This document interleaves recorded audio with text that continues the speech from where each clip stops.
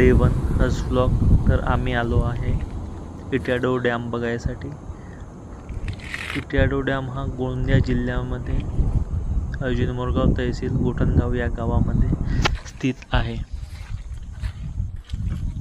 आणि इथून खूप लोक बघायसाठी दूरदूरून येतात. खूप छान असा व्ह्यू आहे.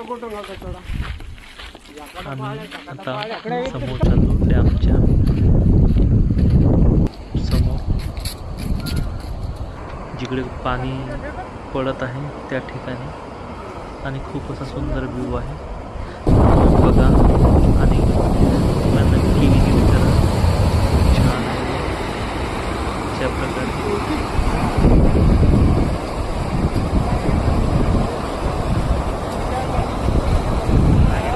खूप छान, खूप छान.